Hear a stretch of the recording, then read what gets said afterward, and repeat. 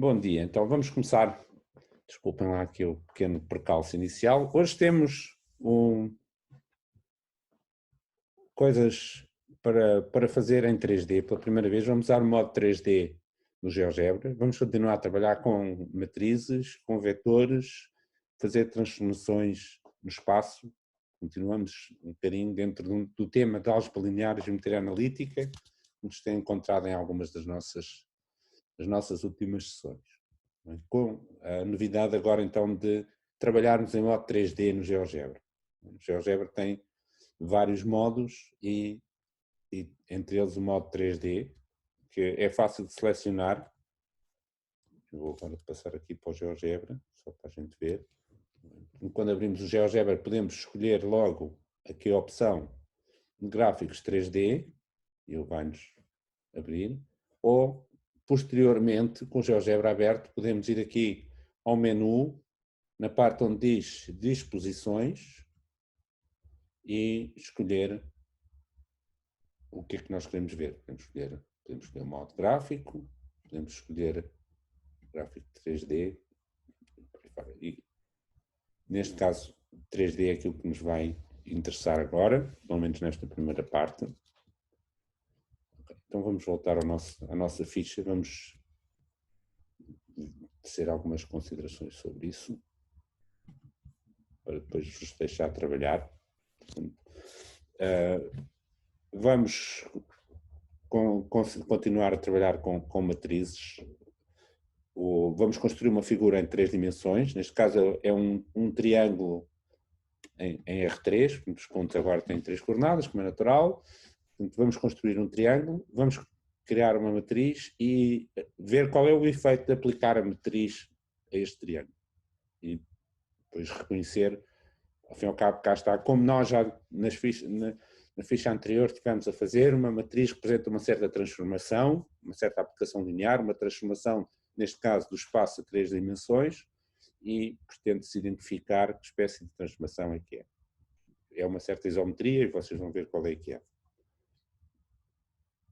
Bom, e depois algumas considerações, nomeadamente sobre qual será o determinante da matriz. Foi um dos assuntos que nós também abordámos de passagem na ficha anterior. O determinante de uma matriz não é só um número que se calcula por uma fórmula, tem um significado geométrico, representa o efeito que a matriz tem o que resulta de aplicar esta matriz a um determinado objeto em 3 dimensões, qual é o efeito que ele tem no volume desse objeto, o volume da imagem face ao volume do objeto, e essa relação que existe entre as duas coisas é dada pelo determinante da matriz, módulo do determinante, e o sinal do determinante tem a ver com a orientação da figura. Isso apareceu na ficha anterior e, de maneira geral, as pessoas parecem que perceberam isso, mas é para reforçar a mesma ideia.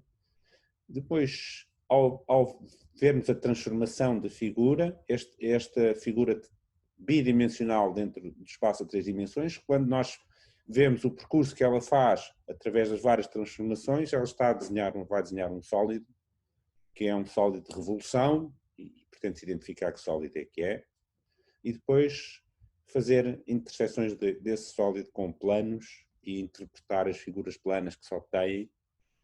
Estas figuras têm nomes, vocês vão identificar rapidamente, e pertencem a uma família de figuras chamadas as cónicas, por razões vai ser claro daqui a pouco. Isto é o nosso primeiro exercício e passa-se no espaço de 3 dimensões.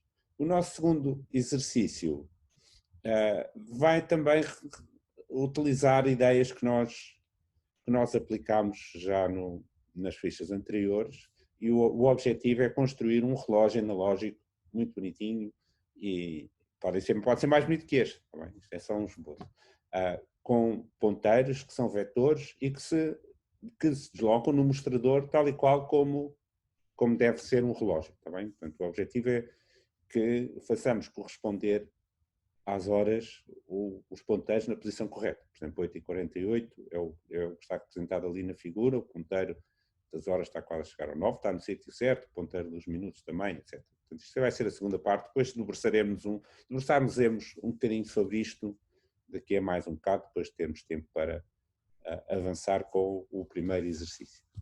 Portanto, vou-vos deixar trabalhar, como sempre, estou à espera que ponham todas as questões, e quer no chat, quer através do áudio, à vossa vontade, e quando necessário poderão partilhar a vossa imagem para ajudar a esclarecer dúvidas. Tá bem? Então vamos avançar para o primeiro exercício no modo 3D do GeoGebra. Ok, bom, há uma pergunta da Rita, como criamos o sólido de revolução? Ok, eu vou passar para o GeoGebra e já vamos falar sobre isso. Ok, portanto, a ideia em relação à criação do sólido de revolução é a seguinte: nós vamos construir o triângulo que nos é indicado, vamos aplicar a matriz, vamos reconhecer, e penso que a Rita já deve ter reconhecido, qual é o sólido que se está a falar, e depois construímos mesmo o sólido usando o comando do GeoGebra. Escrevemos mesmo aqui, ou é só escrever o nome do sólido e depois ele dá aquelas pistas como é costume. Espero que isto seja pistas suficiente para... Ok. Parece que sim. Portanto, começamos por construir o triângulo. Para construir o triângulo podem simplesmente escrever polígono por aí fora, não é? Polígono, pôr os vértices, não é nada de especial. E depois construir a matriz, já fizemos, não é? Já fizemos aqui construir a matriz, lembra-se daquela notação com as chavetas peculiar do GeoGebra. Aplicar a matriz também já fizemos, depois ver qual é o resultado. É muito simples. Ora bem, a Rita pergunta qual das opções é mais adequada. Bom, a mais adequada é aquela que corresponde aos dados que nós temos para construir a figura. O que é que nós sabemos sobre a figura. Eu não quero dar respostas muito adiantadas, porque algumas pessoas podem não ter chegado lá, mas a questão é que quando nós construímos este polígono, fazemos rodar, vai dar, então já estou a dizer alguma coisa, não é? Vai dar um determinado sólido sobre o qual nós conhecemos o vértice, conhecemos raio, conhecemos essas coisas. Portanto, com as opções que nos são oferecidas, não deve ser muito difícil de ver qual é que dá mais jeito.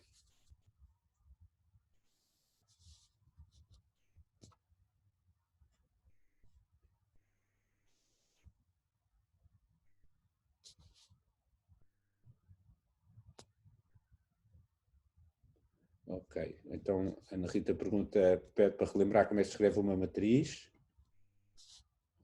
Nós, já não lembro se a matriz tinha um nome. Deixa eu ver, só para usar um matriz A. Sempre escrevemos A, igual. E depois usamos chavetas para indicar as linhas da matriz. Um par de chavetas para a primeira linha, um par de chavetas para a segunda linha. E tudo separado por vírgulas. Portanto, cosseno, menos seno. Escrevemos cosseno de A, vírgula, menos seno de A, 0. Depois saímos das chavetas, vírgula, outra parte de chavetas e por aí fora, para termos a matriz toda. Ora, o Afonso pergunta, é suposto haver um comando de segmento de reta? Existe um comando de segmento de reta, mas nós não precisamos de, quer dizer, há um comando de segmento de reta que aparece aqui. Quando nós construímos um polígono, nós criamos um polígono e ele automaticamente cria os segmentos de reta. Temos aqui os segmentos de reta. Nós não precisamos de escrever explicitamente segmentos de reta. Nós, ao escrevermos polígono, o GeoGebra cria automaticamente aqueles segmentos de reta. Não precisamos dele. Escrever a matriz, aquela notação que já temos usado algumas vezes. Ora, Rita pergunta, quando o comando se refere a ponto, qual é o ponto? Então, vamos lá ver. Qual é o sólido que estamos a falar, meus meninos?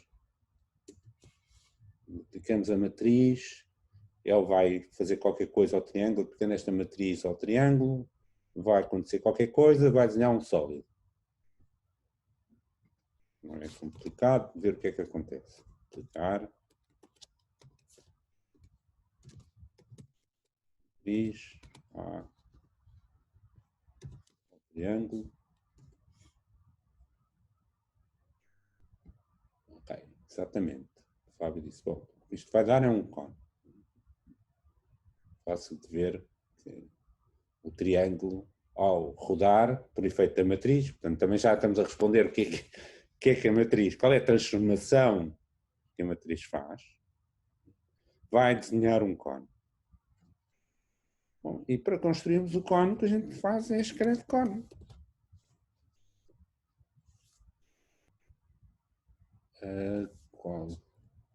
Ok, ainda bem, então agora já dá. Portanto, que nós, para escolhermos qual das opções aqui para cone que vamos usar, nós temos que ter atenção quais são os objetos que nós já temos, o que é que nós conhecemos daqui, o que é mais fácil para construir o cone certo. Nós sabemos aqui pontos relevantes do cone, sabemos esta distância aqui, que vai ser o raio da base, portanto... Ok, pois é, exatamente. Exatamente. Nós poderíamos fazer com circunferência e altura se tivéssemos construído a circunferência aqui, a base do cone, mas não construímos, não temos aqui nenhum objeto de circunferência, tínhamos de estar a escrever. Se nós fizermos com ponto, ponto e raio, é mais fácil, só temos de dizer quais são os pontos. Os pontos um é o vértice, outro é o centro da base, não sei qual é a ordem, se estiver ao contrário é só trocar. E depois o raio é conhecido. Ora, sim, a Rita pergunta se para justificarmos o nome sócio de revolução, basta dizer porque é porque resulta da rotação de uma região polar. Sim, exatamente. O sólido de revolução é aquele que pode ser gerado pela rotação de uma região polar em torno de um eixo, que é o caso. Portanto, nós temos um triângulo que ao girar vai gerar o cone. Não é? Daí que este lado aqui do triângulo, esta hipotenusa, nós chamamos a geratriz do cone. Ok, a Rita pergunta a relação com o determinante. Ok, portanto, vamos lá ver. Se nós tivermos um sólido no espaço de 3 dimensões e fizermos uma transformação por uma matriz, essa transformação vai afetar o volume, ou seja, o volume da imagem para essa matriz vai ser multiplicado por um determinado coeficiente.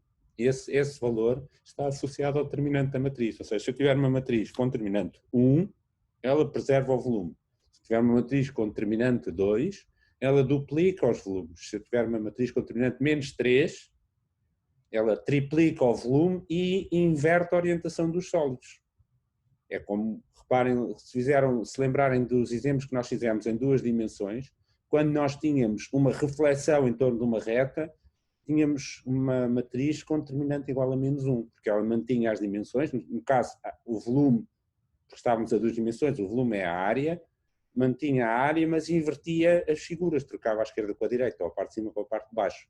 Essa inversão é refletida no sinal do determinante. Neste caso, se nós tivermos um sólido, uma matriz que preserva os volumes e as orientações, que é o caso, porque esta matriz vai definir uma rotação, a Rita pergunta, então como podemos determinar o determinante? Podemos dizer não apenas que ela é 1 ou menos 1, podemos ser mais específicos e nos garantir que o determinante é mesmo igual a 1. Porque ao rodarmos um sólido, se nós rodarmos uma figura, a esquerda e a direita não trocam, continuam a ser as mesmas. Se nós fizéssemos uma inversão em espelho, se eu fizer, por exemplo, uma reflexão aqui em torno do plano, planos é igual a 0, por exemplo, fizesse agora uma reflexão de uma figura, ela ia ficar virada ao contrário, ia ficar a parte de dentro para a parte de fora, ou a parte de cima para a parte de baixo. Isso então, aí o determinante ia ser menos 1. Mas se tiver uma rotação, a rotação mantém-se a figura rigidamente. Portanto, o determinante é mesmo igual a 1. Ora, o Afonso pede para explicar novamente como é que se escreve a matriz. Eu vou pôr aqui em baixo. Vou escrever. Pôr uma nova matriz. Um par de chavetas para a matriz e um par de chavetas para cada linha. Chavetas, os elementos da linha aqui dentro. Por exemplo, agora se eu puser a matriz 1, 2, 3, 4, 1, 2, 3, 4, 5, 6, por exemplo. 1, 2, 3. Primeira linha. 4, 5, 6, segunda linha. Tenho uma matriz de 2 linhas, 3 colunas. Está ok, Bernardo? Afonso? Ora, a Margarida pergunta sobre a transformação do espaço que representa a matriz. Ok, então vamos mudar aqui eu não cheguei a mudar aqui o slider, vamos pôr, só para ser mais claro, vamos mudar aqui o slider. Nós dizíamos que era de menos pi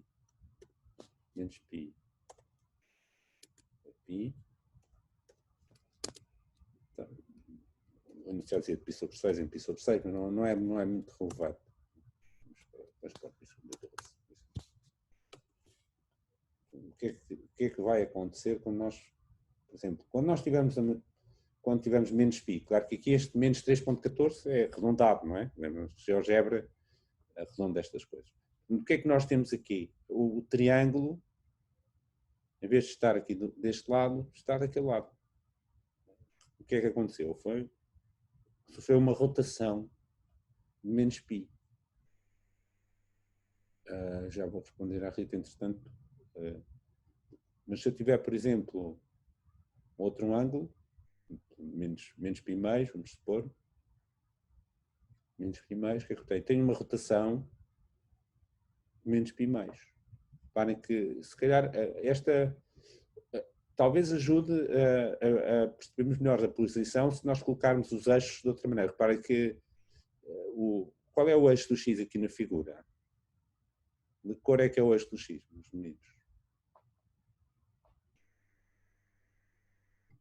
Eu não tinha. Não, pois não é. O eixo do X é o vermelho, neste caso. Portanto, nós podemos manipular, podemos arrastar o cursor e ver de várias perspectivas. Neste caso, nós queremos ver um bocadinho de cima, mas pôr a orientação aqui deste lado. Agora,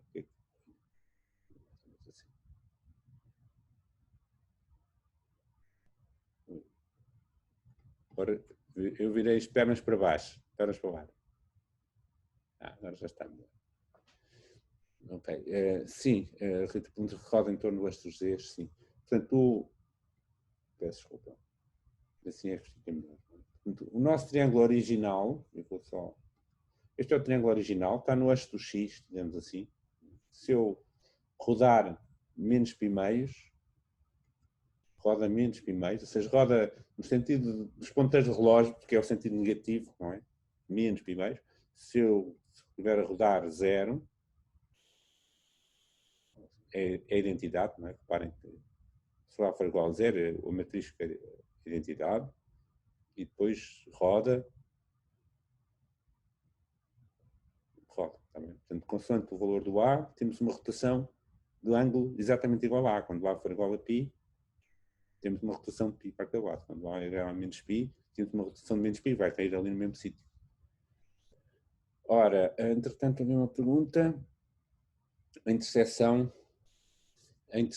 do plano Z igual a 1 com o cone.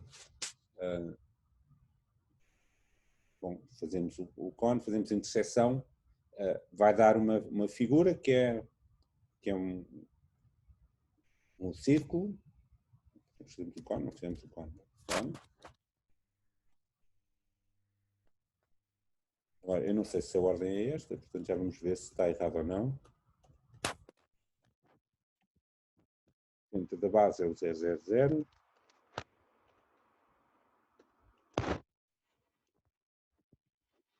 O vértice é o 002 e o raio da base é igual a 1. Se tivesse, ok, está feito. Intersetamos com o plano Z igual a 1. Vamos pôr que o plano Z igual a 1. Portanto, plano P Z igual a 1. E depois intersetamos. Intersetar.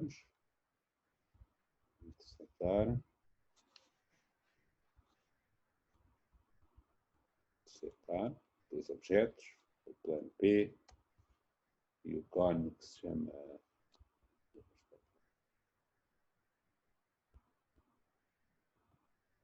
B. Neste caso, intersetar, e obtemos esta equação vetorial da interseção.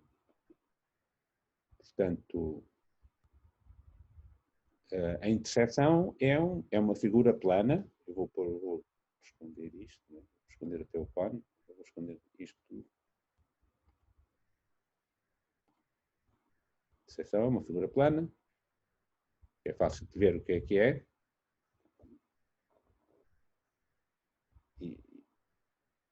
E esta é a equação desta figura. Que figura é que é, Ana Rita? Exatamente, é uma circunferência. Isso mesmo.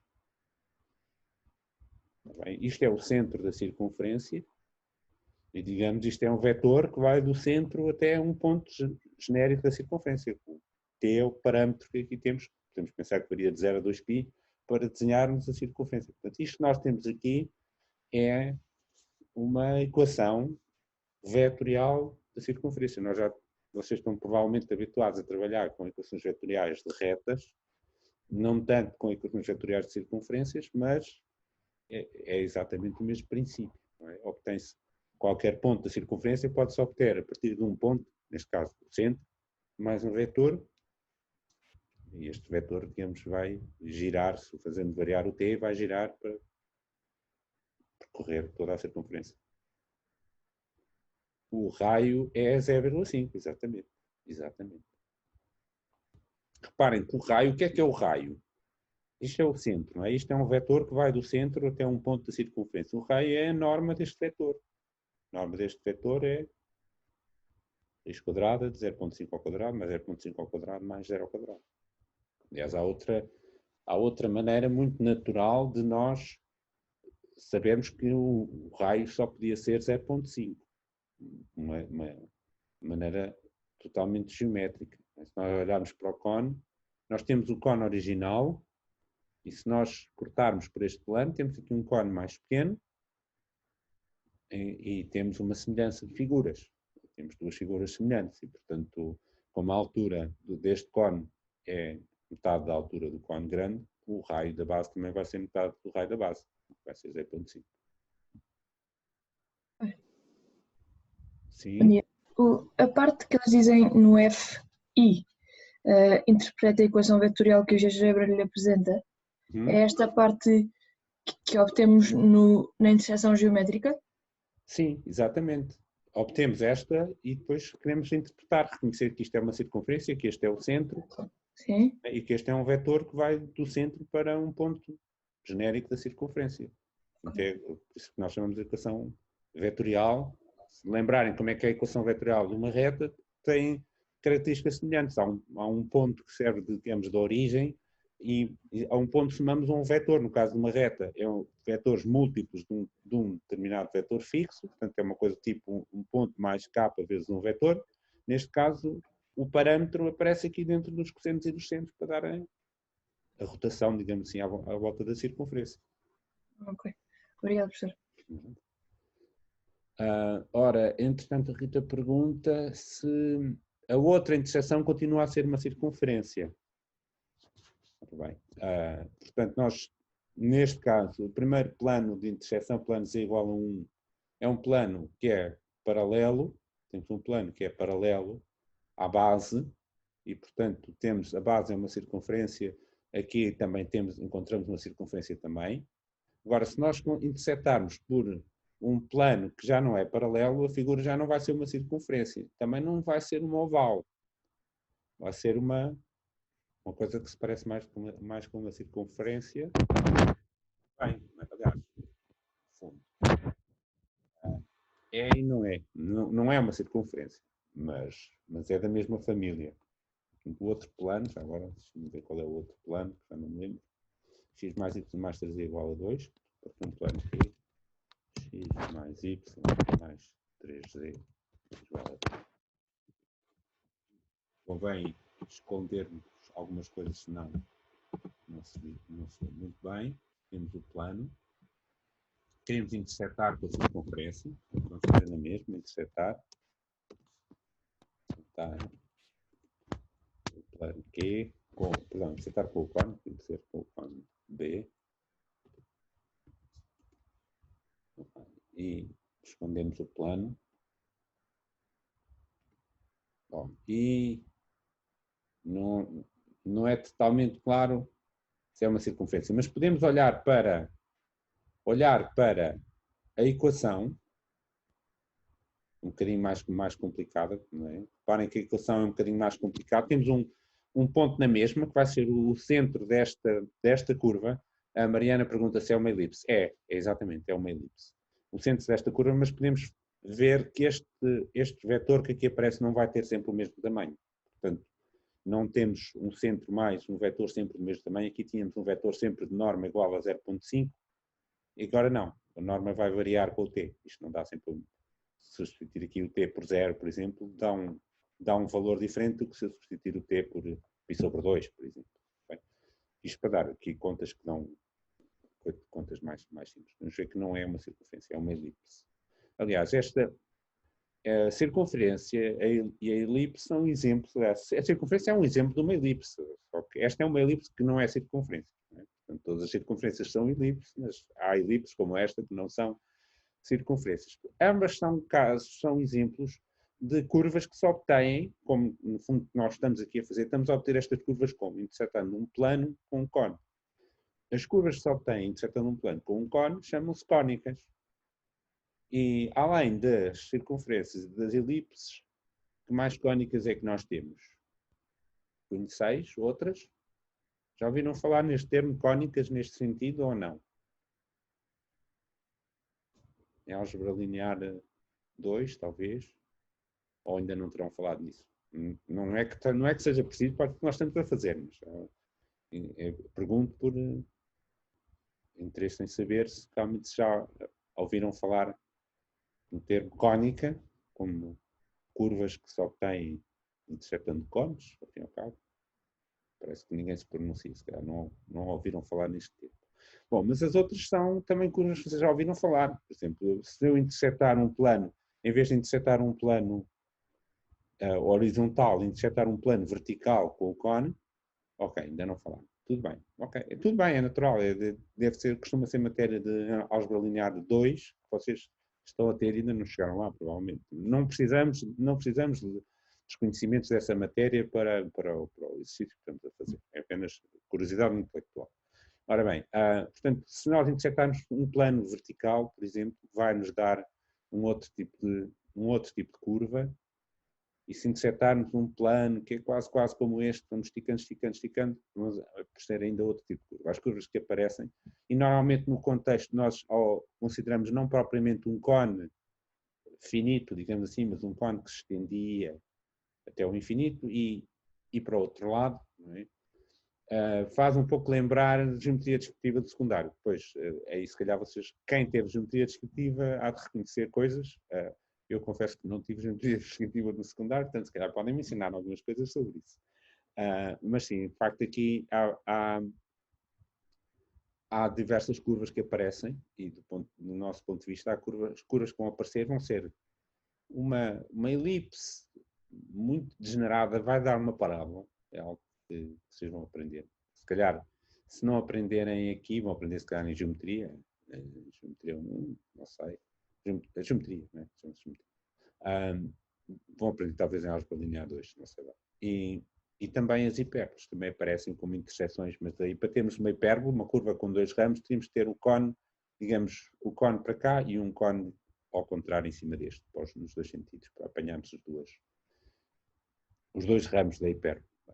Eu acho que algumas pessoas poderão já estar prontas para avançar para o exercício 2, por isso eu vou fazer aqui algumas considerações e, portanto, depois continuamos a trabalhar. Deixem-me cá pôr a ficha novamente.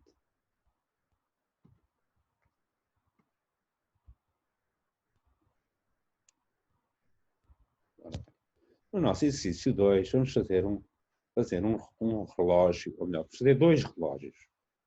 Vamos fazer 2 relógios. Um relógio digital. É muito fácil. A parte mais fácil é fazer um relógio digital. Portanto, nós queremos que aparecer um relógio com horas e minutos. O nosso ponto de partida, tanto para um como para outro, aliás, nós vamos querer ter os 2 ao mesmo tempo para verificarmos se eles estão de acordo. Portanto, convém Entretanto, o Fábio perguntou se parábola também seria uma cónica. Sim, parábola também é uma cónica, sim. Eu não tinha reparado na pergunta, peço desculpa, Fábio. Sim, é verdade. Ora, portanto, no caso dos nossos relógios, o nosso ponto de partida vai ser um slider que vai representar os minutos ao longo do dia. Portanto, um slider que vai tomar valores inteiros, não é? Portanto, já sabem alterar o passo do slider para só tomar valores inteiros e deve tomar valores de 0 até 1439. Porquê? Deixo um bocadinho para refletir, não é difícil descobrir de onde é que vem este número. É só pensar um bocadinho, estamos a falar de um relógio, ver onde é que vem este número, estes valores.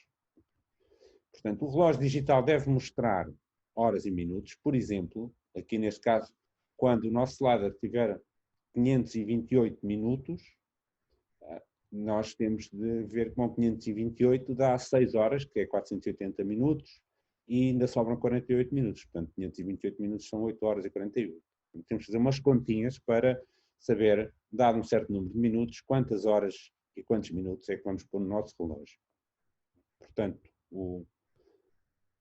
há aqui a nossa ficha dá-nos aqui algumas indicações, diz, ok, vamos criar umas variáveis HH e MM para representar o número de horas e o número de minutos. Temos uma função floor, que já devem conhecer, que arredonda um número não inteiro para um inteiro imediatamente inferior, e no caso de ser inteiro, dá ele próprio, por exemplo, arredondamos 3,166 para 3, não é? Floor quer dizer chão, em inglês, não é? Portanto, floor quer dizer arredondar para baixo. E por outro lado, temos de saber calcular o resto da divisão inteira, que em GeoGebra se faz com mod. Portanto, se fosse em Python, era com um sinalzinho de percentagem que faz o resto da divisão. Não é? Em GeoGebra temos uma função mod, chamamos mod, abre parênteses, o dividendo e o divisor, para obter o resto da divisão. O resto da divisão porquê? Bom, porque estes 48, de onde é que vêm dali, não é? Eu tenho um certo número inteiro de horas e depois sobram certos minutos. Ora, entretanto, há um pedido para explicar o C. O C do exercício, deste exercício que estamos a falar, ou é o C anterior? Só não esclarecer. Matilde, é o C, é este C do relógio analógico? Deste, ok, tudo bem. Muito bem. Ora bem, portanto, a primeira parte deste exercício, a primeira parte é mais fácil, é usar mod, usar floor para encontrar número de horas, número de minutos. E depois, para construirmos, vamos criar uma caixa de texto no GeoGebra e colocar lá o valor destas variáveis HH e MM e mostrar o relógio. Vão ver, depois há um pormenorzinho que não fica muito bem e eu deixo como um desafio resolver esse pormenorzinho, mas isso já é um bocadinho mais avançado. Ora, no relógio analógico,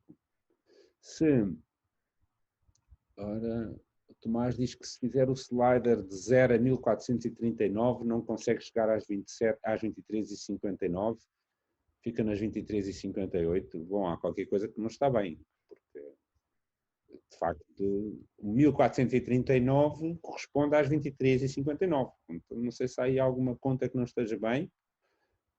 Como se cria um slider? Bom, como se cria um slider, já vamos criar, já temos criado muitos sliders. Podemos escrever simplesmente slider e ele vai nos dar as opções. Mas vamos já ver então também no GeoGebra. Deixem-me então só terminar. Temos o nosso percurso aqui sobre o exercício e depois mostramos o GeoGebra e vamos esclarecendo. Portanto, a dúvida da Matilde sobre o exercício C. Bom, o exercício C é o mais subtil aqui da coisa, portanto temos que refletir um bocadinho e há várias coisas a dizer sobre isto. Portanto, a ideia é dizer, vamos usar vetores para representar os ponteiros do relógio. Portanto, o nosso relógio vai estar centrado na origem e vamos ter vetores com o seu ponto de aplicação na origem que vão representar os ponteiros. Está bem? E para descobrirmos esses vetores, a sugestão é, vamos primeiro criar os pontos de extremidade, que chamemos H grande e M grande. Temos que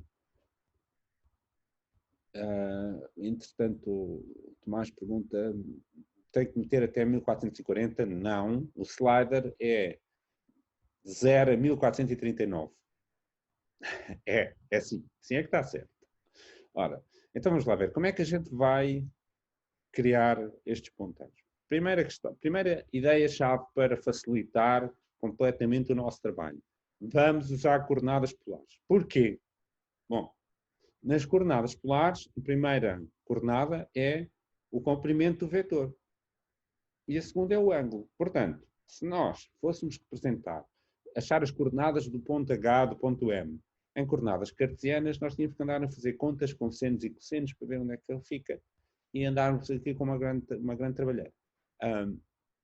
Se nós usarmos coordenadas polares, o que é que nós temos? Bom, definimos o comprimento dos ponteiros, por exemplo, como está aqui, o ponteiro das horas vai ter comprimento igual a 1, o ponteiro dos minutos vai ter comprimento igual a 2. Então, as coordenadas do ponto H vão ser 1, ponto e vírgula, e um ângulo, que ainda temos que determinar, e as coordenadas do ponto M vão ser 2, ponto e vírgula, e um ângulo que vamos ter que determinar. Portanto, ao criarmos este ponto H e este ponto M, que são as extremidades dos nossos ponteiros, nós já estamos a dar o comprimento do ponteiro e depois temos que pensar, bom, e agora como é que nós vamos fazer para descobrir o ângulo certo? Está bem?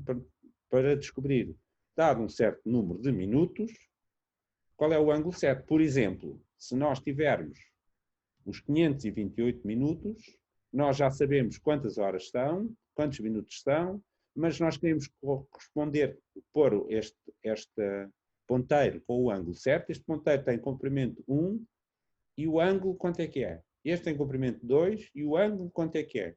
Vai depender deste número de minutos. Reparem que não podemos fazer isto a partir somente das horas. Por exemplo, o ponteiro das horas não depende só das horas. Senão, o que é que acontecia? 8, este ponteiro estava a apontar aqui para o 8, mas não está, porque já são quase 9. Portanto, mesmo o ponteiro das horas depende dos minutos. Está bem? Portanto, nós temos que dizer assim, se forem 528 minutos, onde é que deve estar o ponteiro das horas? Onde é que deve estar o ponteiro dos minutos? Está bem? Ou seja, a pergunta no fundo é qual é o ângulo certo, qual é a forma que nós devemos usar para encontrar o ângulo que define a posição deste ponteiro quando forem tantos minutos, quando forem minutos. Ok? E, portanto, depois criamos os vetores e depois, a partir daqui, a parte final é pôr a animação do slider animado para vermos o ponteiro, o relógio do ponteiro a andar e tudo bonitinho. Okay. Portanto, havia uma pergunta que era como criar o slider. Vamos mudar para o GeoGebra, vamos pôr aqui o GeoGebra. Não sei porque hoje o GeoGebra não me quer deixar pôr a parte gráfica e 3D ao mesmo tempo. Para criarmos um slider, nós podemos fazer várias coisas. Podemos, antes era aquela dúvida do slider da Rita, não é? Podemos criar aqui e criar o slider aqui com o botão. Podemos chegar aqui e escrever minutos igual a slider e preencher aqui os valores. Não sei porque é que ele hoje não me está a dar aqui o seletor. Isto está meio em português, meio em inglês. Está um bocadinho. Seletor. O mínimo é 0. O máximo é 1439. O incremento é 1. Não preciso. Poderíamos eventualmente pôr aqui outros parâmetros, mas não. Vou pôr mais. Já temos um seletor de 0 a 1439 minutos. Ok, portanto, para passar a 3D, ora, nós podemos chegar aqui e nas disposições podemos mudar para 3D. Não temos problema.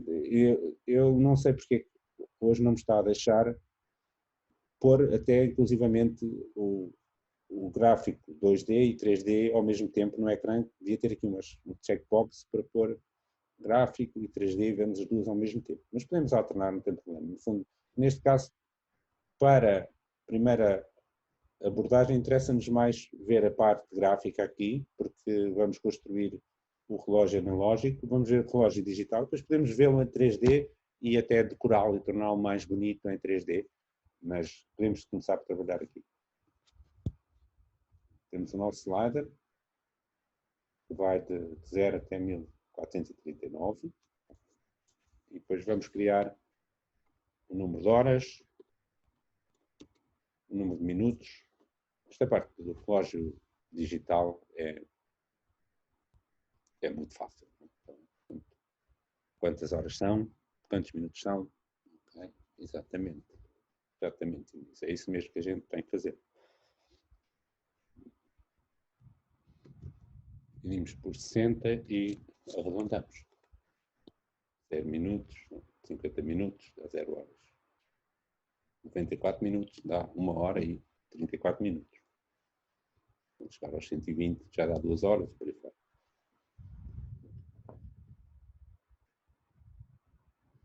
E para os minutos é 1 hora, exatamente. Exatamente. Para os minutos é 1 hora.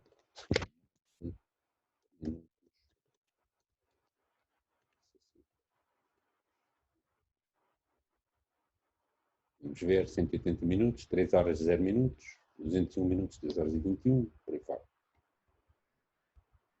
100 minutos, uma hora e 41, está bonito. Depois pomos aqui o nosso relógio aqui no nosso ecrã para nos servir de guia para a construção do relógio analógico. Ora, entretanto, a Inês pergunta como criar a caixa de texto, ok? Portanto, vamos aqui em cima aos nossos botõezinhos, há um botão para caixa de texto, que é este aqui, inserir texto.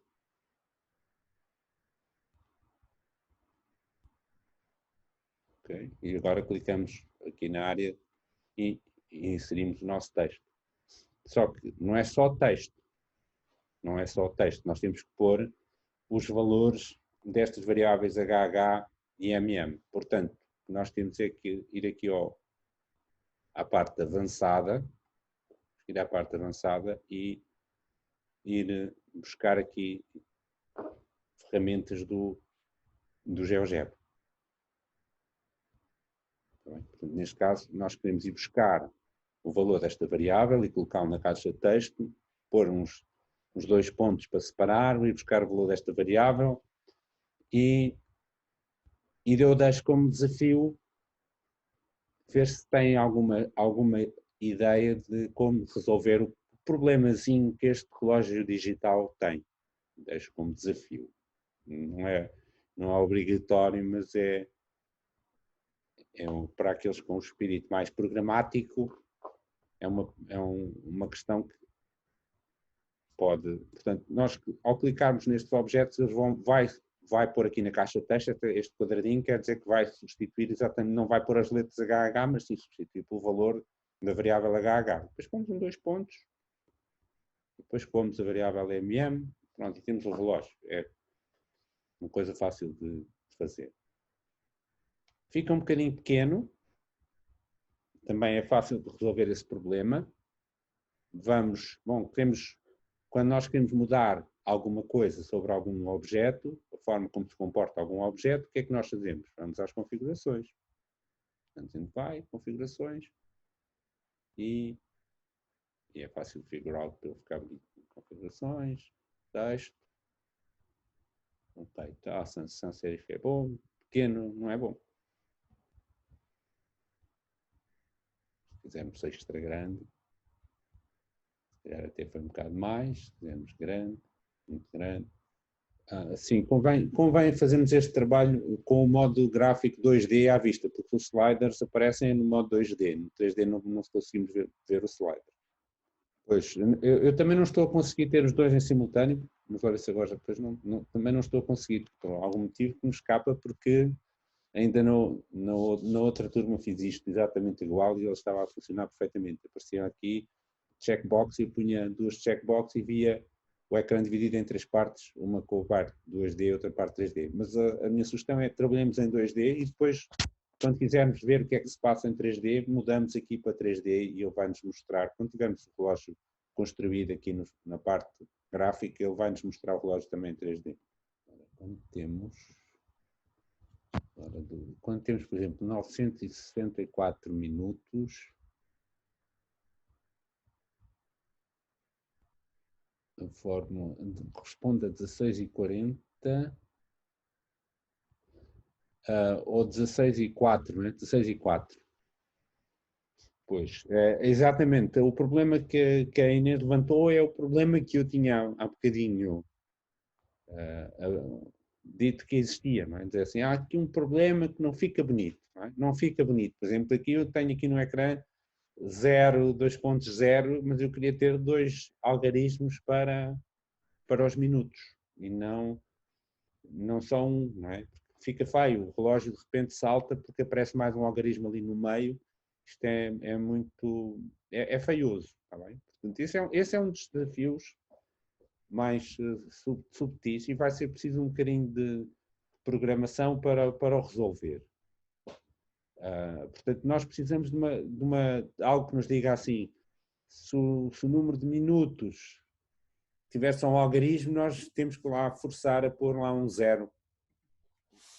A questão aqui, só para dar uma pista para aqueles que querem resolver este problema dos algarismos, a questão aqui é que eu posso ter que eventualmente pôr aqui qualquer coisa. Pôr aqui qualquer coisa antes dos minutos. Portanto, se eu puser só aqui minutos, quando estes minutos for só um número de um algarismo, vai ficar desacertado. Então vamos pôr aqui qualquer coisa no meio. Bom, só vou dar uma pequena pista, porque senão é capaz de ser um bocadinho... A pista é usar aqui uma caixa vazia. Uma caixa vazia é algo onde se pode pôr uma fórmula de GeoGebra aqui dentro. Isto eu não garanto que vá funcionar porque o GeoGebra está um bocadinho maluco. Aliás, aquela caixa apareceu ali aparentemente desalinhada e nós não fizemos nada para isso acontecer. Portanto, o que nós temos é pôr aqui um pedaço de código que diga aqui, bom, vamos acrescentar aqui um 0 em certas condições. O GeoGebra usa a linguagem Python? Infelizmente não. Infelizmente não. É uma pena, não é? Porque dava mesmo jeito nós programarmos aqui coisas no GeoGebra em Python, fazemos um script em Python e meter aqui o código e ele está a andar. Curiosamente, houve uma altura no tempo, aqui há uns anos atrás, quando o GeoGebra estava na versão 4, onde havia um projeto de incorporar Python no GeoGebra, mas isso infelizmente não avançou. Portanto, pode-se programar em GeoGebra ou usando, digamos, simplesmente listas de comandos, como a gente escreve aqui, ou usando JavaScript. Eu pessoalmente, como não percebo muito JavaScript, não me sinto muito à vontade com isso. Neste caso, eu acho que se consegue, confesso que não experimentei, mas consegue-se com as ferramentas só com o uso do GeoGebra, mas ele hoje está-se a portar tão mal que eu não garanto que funcione. A ideia é aqui acrescentar uma caixinha que em alguns casos mete um 0 e em outros casos não mete. Esta é a ideia, mas não garanto. Ora, como calculamos os ângulos? Ok.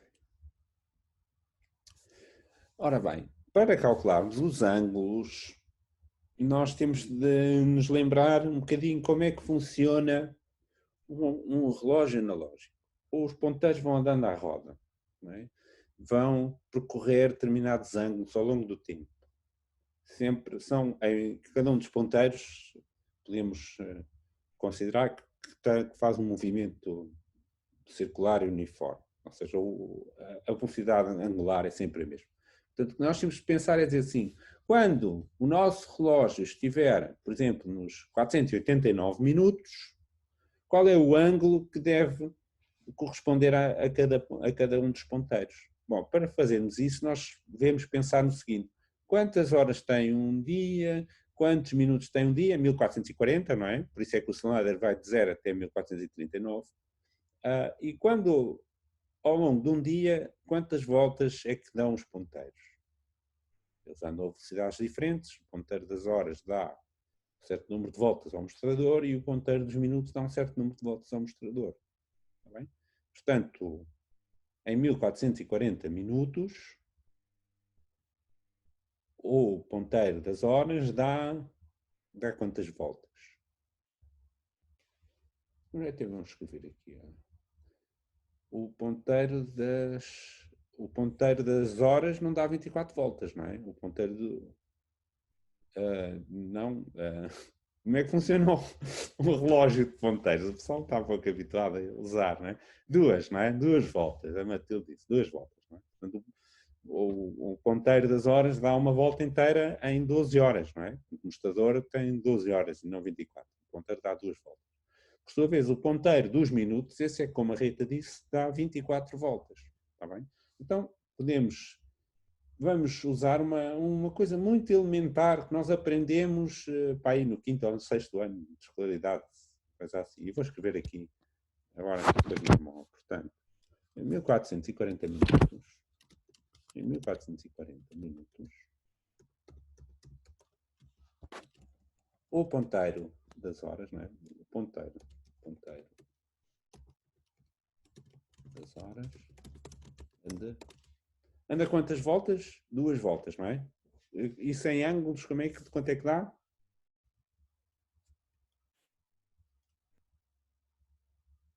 Então, que ângulo é que corresponde a 2 voltas, meus meninos? Low. Anda 2 voltas, não é? 2 voltas. Ou seja,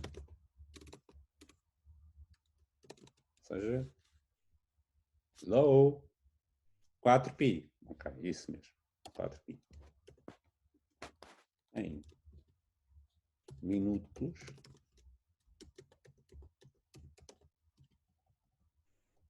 Anda quanto?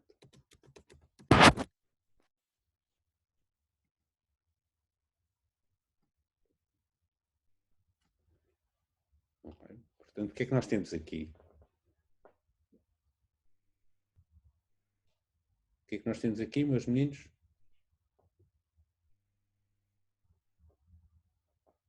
Como é que se chamava isto? Sim, no caso do ponteiro dos minutos é o mesmo raciocínio, exatamente, uma regra de 3 simples, isso mesmo.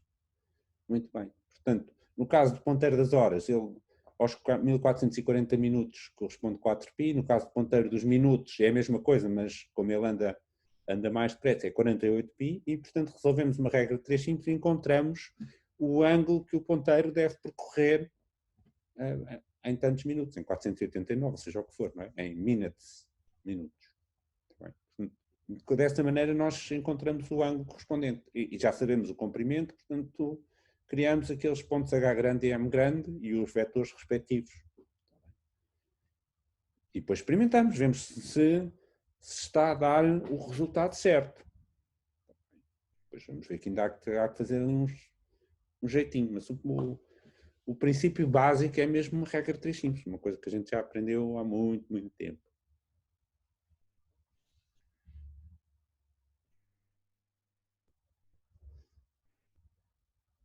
Okay? Bom, é isso que estamos a fazer, não é? Portanto, como fazemos o relógio analógico? Então vamos lá fazer aqui o relógio analógico. Vamos pôr aqui um círculo.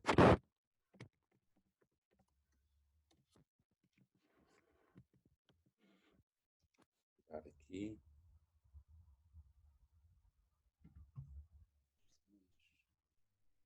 Pôr bonito, vamos pôr. Não é preciso, já não.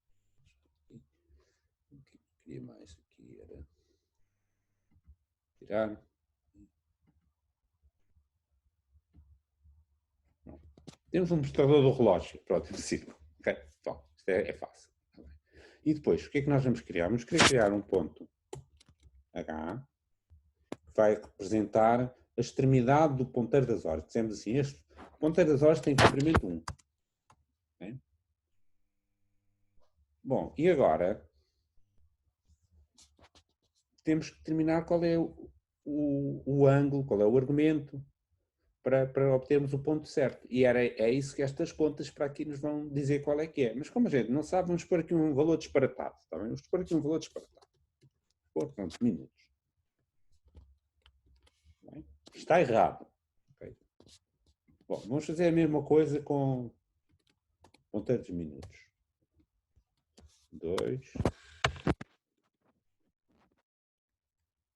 E vamos pôr, sei lá, uma coisa qualquer.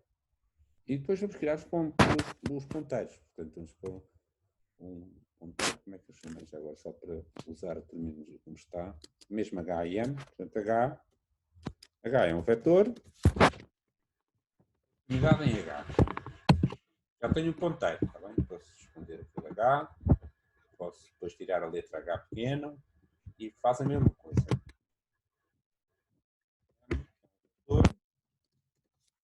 Unidade em M. Já tenho ponteiros. Eles estão errados, mas já tenho, está bem? Vou e vou rótulo deste, esconder o rótulo deste. Já temos aqui um pequeno relógio. Construir o relógio é fácil. O que falta é definir corretamente aqui o ângulo correspondente à extremidade do ponteiro, o ângulo correspondente à extremidade do outro ponteiro. Claro, reparem, quando eu ando com isto, para já isto 4,89 são 8 horas e 9 minutos, não está nada certo, não é? E quando isto anda, bom, anda tudo à maluca, não é? Não devia ser nada assim que se comporta o relógio, está bem? Se pus ali uns relógios completamente tocados. O que falta fazer para termos um relógio bonitinho é, bom, podemos fazer muitas coisas, podemos tirar aqui o...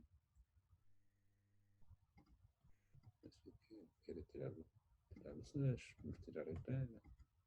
Ficar aqui um relógio todo bonitinho, podemos pôr aqui um fundo, pronto, agora a parte estética fica ao vosso cuidado, não é? Mas 10 horas e 55 os ponteiros não estão certos, não é? Podemos pôr um ponteiro mais grosso, podemos modificar o aspecto da serra, podemos fazer toda a espécie de coisas aqui.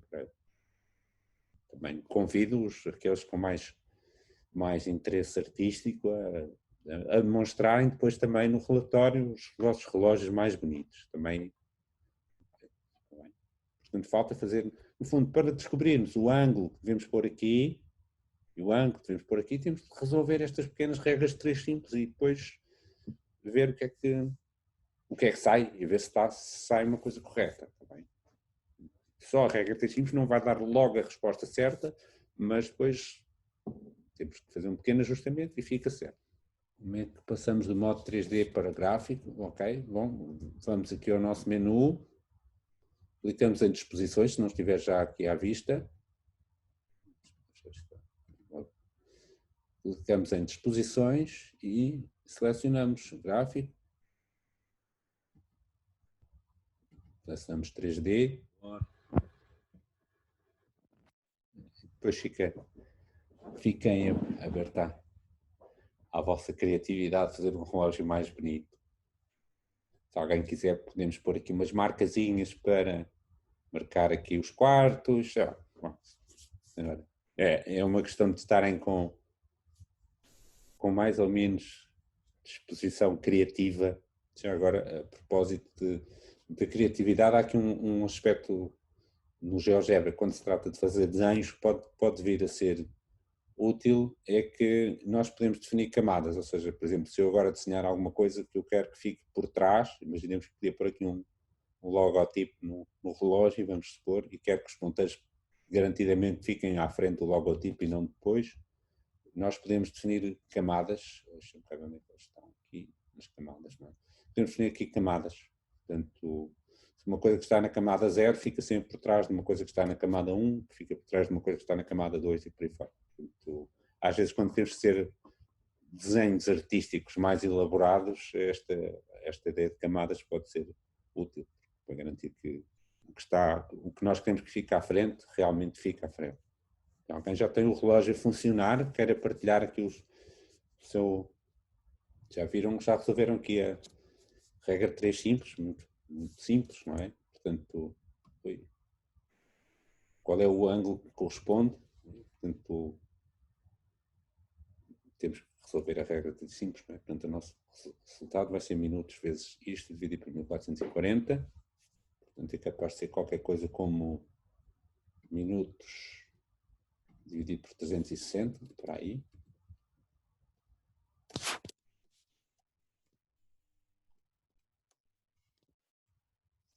Coisa parecida com isto. Ainda não está certo, mas estamos a caminhar para lá. Ora, ok, então Inês diz tentar, mas quando a condição não é... A Inês está a tentar resolver aquele problema do relógio digital, de pôr aqui um 0 ou não pôr,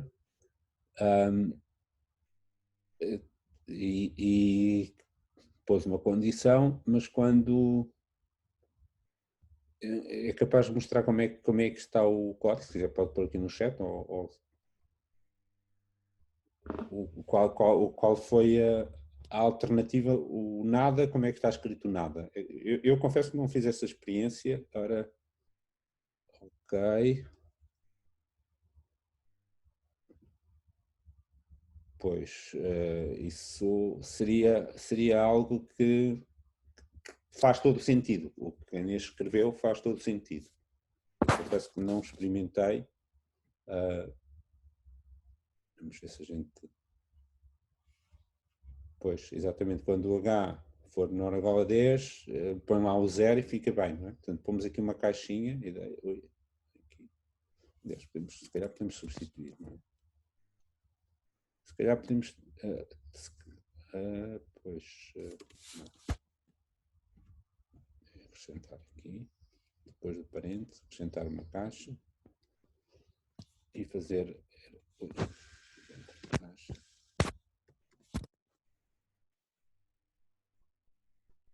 É o H, não, é o M, é o MM, não é o 10. Ok, mas tudo bem, sempre sei isso. MM for menor do que 10, menor do que 10, não é? Portanto, nós pomos um 0, está por com a referência lá, se não pomos nada. Tá, não dá. Vamos lá experimentar, vamos ver o que é que acontece. Está a dar. Portanto, parece que está a dar.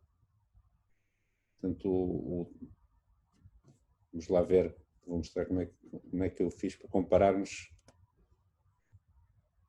uma caixa vazia, pois antes.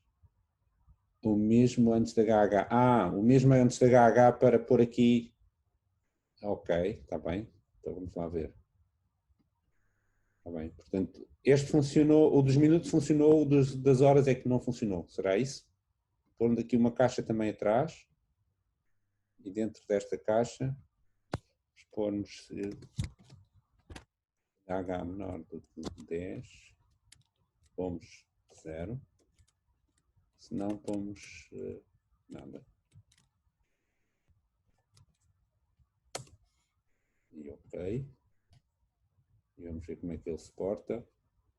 Se andarmos para trás.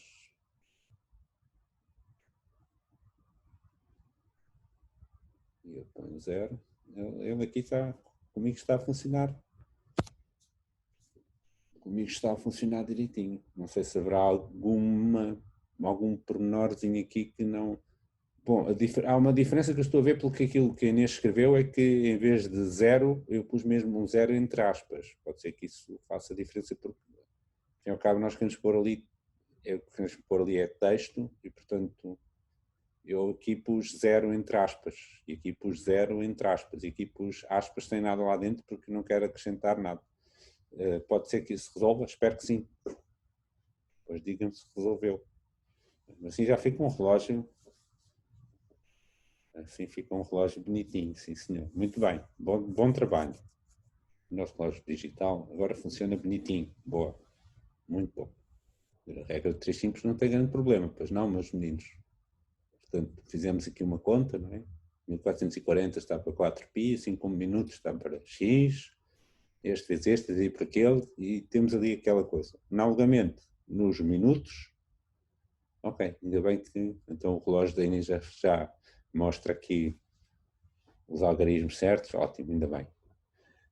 Portanto, nos minutos é a mesma coisa, em vez de 4π é 48π, porque o ponteiro dos minutos dá 24 voltas num dia inteiro, e portanto é tudo isto multiplicado por 12, portanto aqui em vez de estar a dividir por 360, vai ficar a dividir por 30, perdão.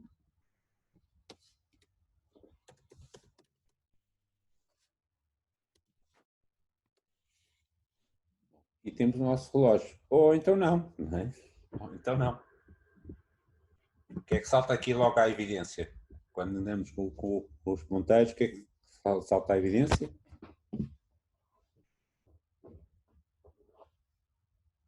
O sentido, exatamente. O sentido. Bom, o sentido é fácil de resolver, não é?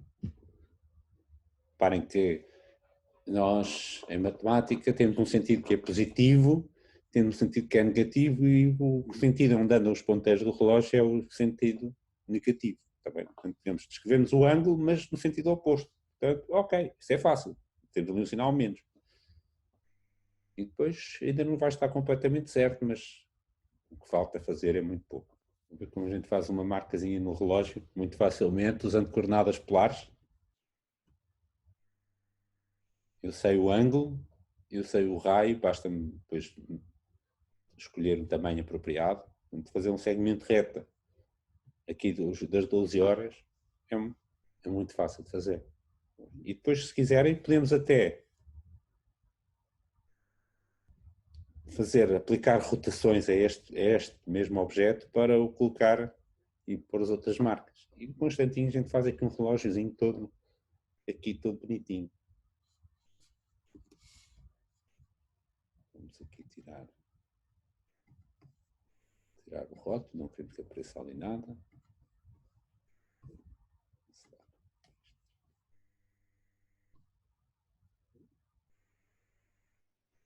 Já temos quase, não é? Temos um relógio que está a andar ao contrário, já vimos como resolver. Depois de pôrmos no sentido correto. Ainda não está certo, mas se eu rodar este segmento e sobre 2, vou por ali, o nosso relógio começa a tomar a forma, mas este relógio ainda não está certo. Professor, Sim? eu estava a tentar fazer o segmento de reta que o professor fez, o F. Sim. E quando executa a instrução, dá-me assim um tracinho fora do relógio. Bom, depende do tamanho do círculo, porque eu fiz aqui a minha circunferência que está aqui, tem raio 2.2. Sim, a minha também. Raio 2.2. E aqui fiz um segmento desde 1.8 até 2, portanto está dentro do círculo. Está em coordenadas polares, não é? Sim. Não sei se quiser mostrar o seu ecrã, ver se a gente... Bem, eu vou partilhar o meu ecrã. Acho que o professor precisa dar autorização. Bem, agora já deve dar. Ok. Segmento reto. Pois, mas lá, repare, é em coordenadas polares, isso não é coordenadas polares. Preciso pôr aqui. Tem que pôr... Não é preciso mexer, não é isso. Quando escrevemos as coordenadas diretamente, se pusermos vírgula, isso são coordenadas cartesianas. Se pusermos ponto e vírgula, ele interpreta como coordenadas polares. Boa. Está bem.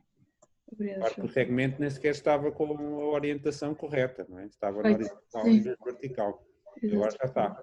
Agora, antes de fazer modificações, aconselho a selecionar as configurações e apagar o rótulo, ou aí também deve dar, clicando aí em cima com o botão direito que faz dar, não é? Apagar o rótulo, que é para depois não... Ok, mostrar, onde é que ele está? Eu tenho aqui... Não, era no básico, Mostrar rótulo, mas ele não está, mas está a aparecer. Mas é que esse é a circunferência. Estava selecionado a circunferência. Estamos na circunferência. É clicar em cima do segmento. Ok. Segmento e depois tirar mostrar rótulo. Porque agora se tiver rotações em cima disso, eles também não aparecem com o rótulo, senão depois tinha que apagar os rótulos todos. Assim, apagando uma vez, os próximos já não aparecem? Já não aparecem. Boa. Obrigada, professor. Não. Os ponteiros... Ora, a Inês diz que os ponteiros só se deslocam em metade da circunferência. Então, eu vou pedir à Inês também para partilhar o seu ecrã. Tenho que dar licença, só um bocadinho. Ok, Inês, se puder partilhar então o seu ecrã para a gente ver porque é que os ponteiros não estão a percorrer como deve ser. Vamos lá ver. Mexa a coisa devagar, mais devagar para a gente ver. Portanto, parece que só chegam ali e volta para trás. Então, estamos no 0. Ok, agora começa a andar devagarinho o slider, a ver? Estão a andar para trás, portanto, depois falta o sinal. E quando chegarmos ali ao meio, o que é que acontece? É que o slider está muito pequeno. A minha sugestão é o seguinte. Mostro o slider aqui na parte gráfica, portanto pode ir às configurações e torná-lo visível para se ver aí na parte gráfica. Eu acho que a dificuldade aí é que o slider anda muito depressa e nós não estamos a ver tudo aquilo que queríamos ver. Mostrar objeto.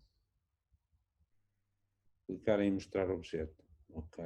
E ele mesmo assim não é muito grande, mas eu acho que aí no seletor, clicando em seletor ainda nas configurações, eu acho que dá para mostrar o comprimento.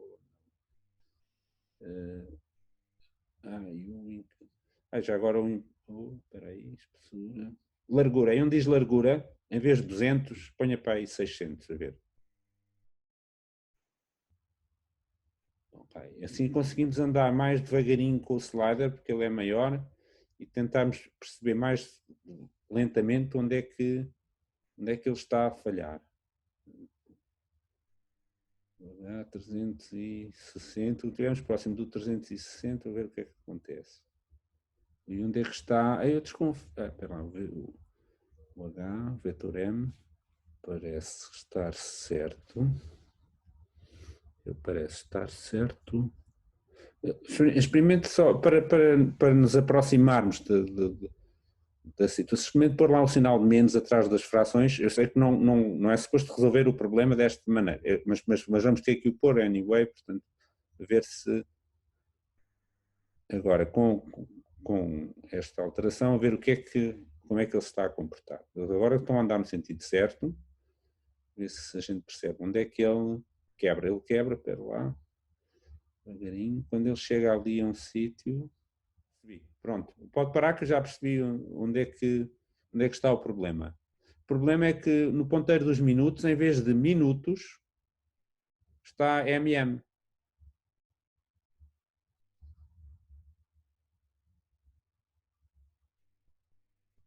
Agora vamos lá ver se o SAR está a funcionar normal. E é uma das coisas que,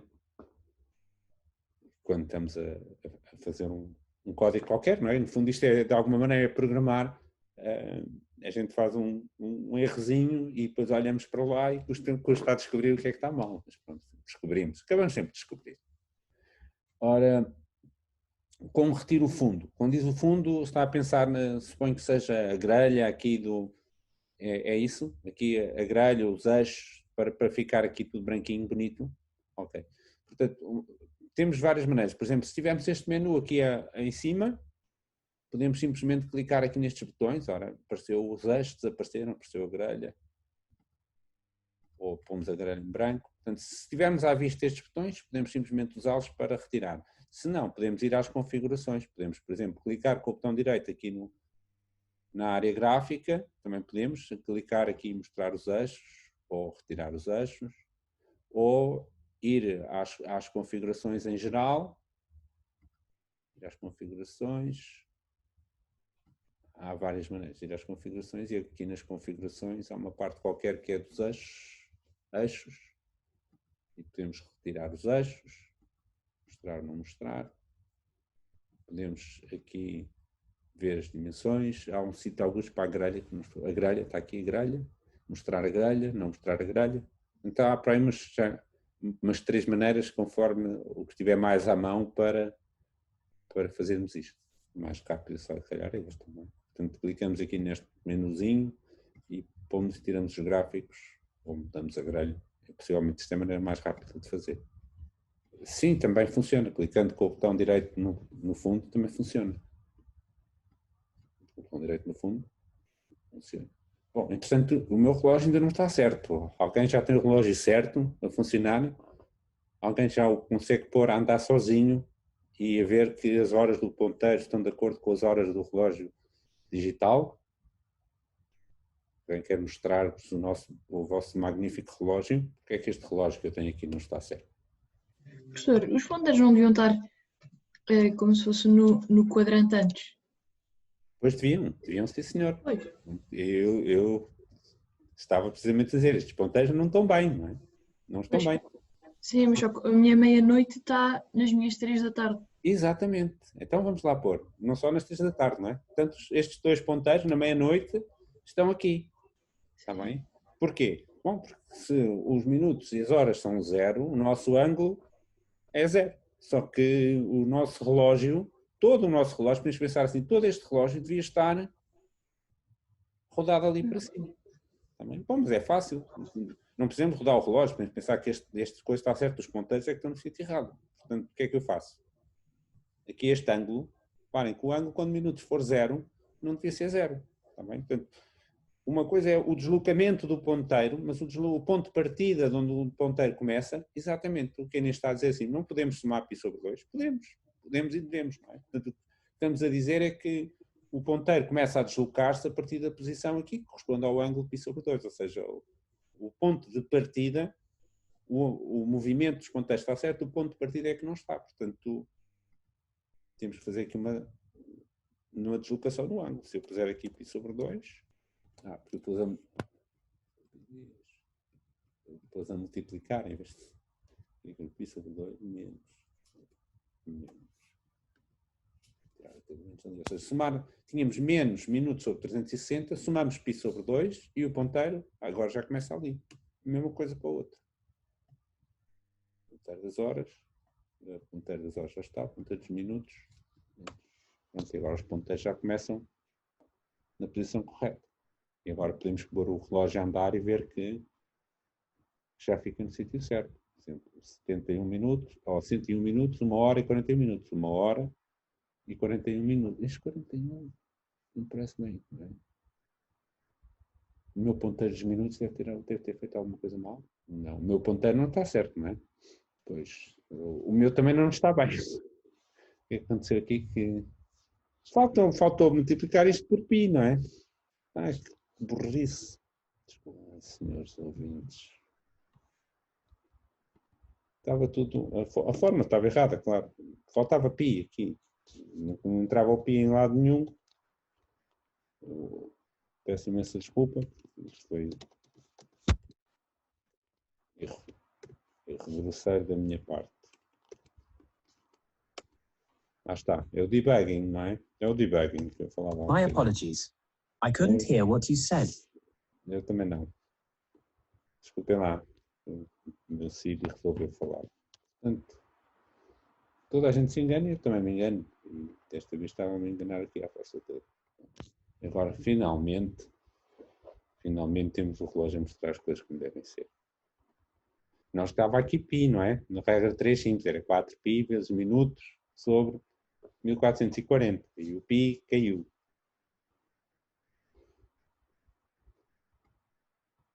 ...58 minutos, é quase 1 hora. 122, 137, 2 horas e 17 minutos. Agora sim, finalmente. 151, 2 horas e meia. 150. São minutos das 2 horas e meia. 180, 3 horas. Finalmente, agora está tudo certo. Vamos lá se agora já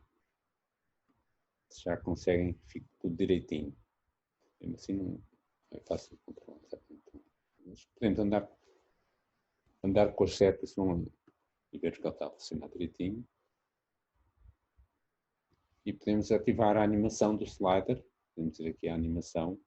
Mas antes de ativar a animação convém verificar se a animação está no sentido sempre crescente, que é para o slider andar sempre no mesmo sentido, senão às tantas vemos o slider chega ao fim e anda para trás e os ponteiros também andam para trás, não era bem o que a gente queria. Por outro lado, a velocidade também convém baixar aqui, salvo erro, convém baixar um bocadinho, por exemplo, a 0,25, senão fica muito rápido. Isto experimenta-se, não é? Se não for esta coisa. E agora, se nós lançarmos a animação do slider, temos ali o botão direito, pomos a animação, vemos o slider a andar e vemos o relógio a funcionar. Finalmente. Isto deu mais trabalho do que devia, porque eu me enganei ali naqueles bugs que nós olhamos para ali, para o código e não estamos a ver. Portanto, não se admirem quando desacontecer, porque vão ver que eu faço isto há tanto tempo e já fiz esta ficha muitas vezes e não estava a ver onde é que estava ali.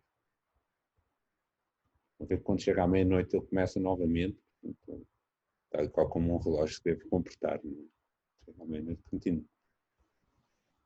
Por isso tivemos que mudar ali a animação do slider para ser sempre no mesmo sentido.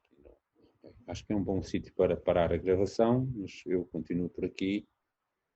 O resultado final é em 3D. Bom, podemos ver em 3D podemos ver como é que fica em 3D. Podemos também aqui no 3D eventualmente retirar os eixos e ver como é que fica o relógio. Podemos mudar a perspectiva sobre o relógio. Não é essencial, aqui neste caso não é essencial o 3D, porque digamos o relógio em si não tem muita profundidade, digamos assim, mas ilustra aqui uma coisa, é que aquilo que nós fizemos no plano z igual a 0 está aqui presente. Mas não é essencial propriamente aqui usarmos o 3D ou não. No primeiro exercício, sim, e era essencial o 3D. Aqui não é particularmente. Claro que também aqui no 3D depois podemos decidir tirar o fundo, tirar a grelha, tirar os eixos se quiserem e ver qual é o aspecto visual que se obtém.